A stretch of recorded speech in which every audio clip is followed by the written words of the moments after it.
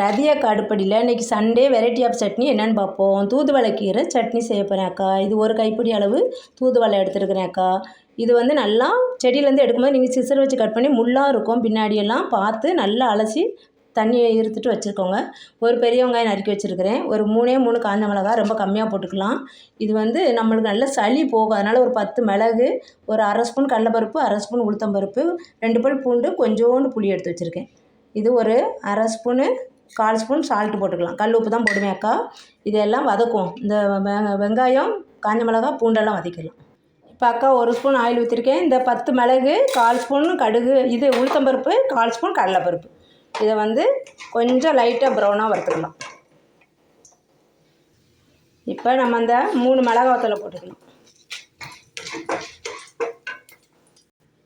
இப்போ மிளகாத்தூள் லைட்டாக பரட்டி எடுத்துட்டோம். இப்போ பூண்டு, புளி, அந்த வெங்காயத்தை போட்டுருவோம். இதை கொஞ்சம் லைட்டாக சவக்கணும். லைட்டாக சவக்க வதக்கிடலாம். இப்போ இந்த 1/4 ஸ்பூன் கல் உப்பு போட்டு வதக்குவோம். வெங்காயம் சீக்கிரமாக நல்லா வதங்கிடும். லாஸ்ட்டில் தான் கீரையை போட்டு வதக்கணும். இப்போ வெங்காயமும் கொஞ்சம் சவக்க வதங்கிருச்சு. இப்போ கீரையை போட்டு 2 பரட்டு தான் பரட்டணும். எந்த கீரைனாலும் நம்ம ரொம்ப வதக்கக்கூடாதுப்பா. அதனுடைய மருத்துவ குணமே போயிடும். அதனால் கொஞ்சம் 2 பரட்டு மட்டும் பரட்டுவோம். தூதுவளை கீரை அவ்வளோ நல்லது.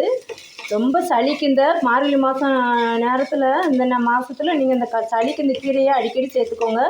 ரொம்ப நல்லது. மிளகா வத்தல் ஒரு வத்தலை கம்மியாக பண்ணிவிட்டு மிளகை கூட்டிக்கோங்கப்பா. ரொம்ப நல்லது இந்த கீரை. ரொம்ப வதக்க வேணாம். அவ்வளோதான், வதக்கி வச்சா அடுப்பை ஆஃப் பண்ணிடுறேன். இப்போ ஆறிடுச்சு.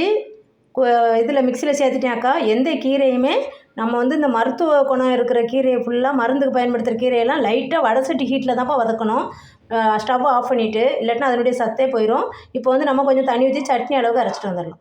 இப்போ அக்கா சட்னி அரைச்சிட்டு வந்துட்டேன். இந்த பத்துக்கு அரைச்சிக்கோங்க. கொஞ்சம் குறப்பாக அரைச்சிக்கோங்க, பருப்பு போட்டதுனால. அப்போ தான் டேஸ்டியாக இருக்கும்.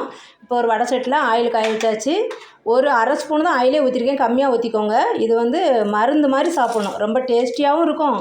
ரொம்ப சளிக்கெலாம் ரொம்ப நல்லது. அது ஆயில் நிறையா ஊற்றினீங்கன்னா சளிக்கு குழந்தைங்களுக்கு கொடுத்தா அது மருந்தளவில் செயல்படாது. அதனால தான் ஆயில் கம்மியாக ஊற்றிக்கோங்க. நம்ம வதக்கிறதுக்கும் ஆயில் ஊற்றிருக்கோம் இல்லையா. இப்போ கொஞ்சம் கடுகு, உளுத்தம்பருப்பு சவக்கட்டும். இப்போ உளுத்தம்பருப்பு நல்லா சவந்துருச்சுப்பா. கொஞ்சம் கறிவேப்பிலை, ஒரு காஞ்ச மிளகா, 2 கிள்ளி வச்சுருக்கேன். காஞ்ச மிளகாயை போட்டு வதக்கிட்டு அடுப்பை ஆஃப் பண்ணிட்டேன். அவ்வளோதான், தாளிசத்துக்கு ஊற்றலாம். இப்போது நம்ம தாளிசத்துக்கு ஊற்றிடலாம்.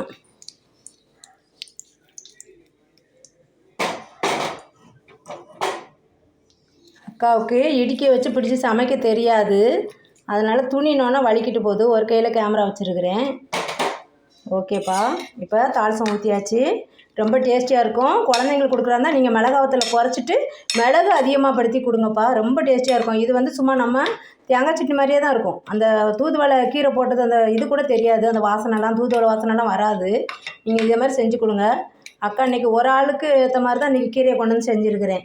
ஒரு குழந்தைக்கு கொடுக்குற மாதிரி. குழந்தைங்களுக்குலாம் நீங்கள் மிளகு அதிகமாக சேர்த்துக்கோங்க. இது ரொம்ப நம்மளுக்கு இந்த சளிக்கு இந்த மார்கழி மாதத்தில் எப்படியும் வாரத்தில் ஒரு 2 நாளாச்சும் இந்த சட்னி செஞ்சு கொடுங்கப்பா. சாதத்தில் கூட பசஞ்சு அப்படி ஊட்டி விட்ருங்க. ரொம்ப நல்லது. எல்லாமே ஹோம் ரெமடியாக தான் அக்கா செஞ்சிட்ருக்கிறேன். ஏன்னா மார்கழி மாதம் ரொம்ப சளி பிடிக்கிற காலம். அதனால் இது செஞ்சு கொடுத்துட்டு அக்காவுக்கு கமெண்டில் சொல்லுங்கள் எப்படின்னு சொல்லி. ரதியக்கா அடுப்படிக்கு சப்ஸ்கிரைப் பண்ணுங்கள். தேங்க்யூ. இது இன்றைக்கி சண்டே வெரைட்டி ஆஃப் சட்னி, தூதுவளை கீரை சட்னி. வாரத்தில் 7 நாள் அக்கா உங்களுக்கு 7 சட்னி பண்ணி காமிச்சிருக்கேன். இதே மாதிரி செஞ்சு பாருங்கள். ஒவ்வொரு நாளும் ஒவ்வொரு சட்னி பண்ணி பார்த்துட்டு அக்காவுக்கு எப்படி இருக்குன்னு கமெண்ட்டில் சொல்லுங்கள். தேங்க்யூ.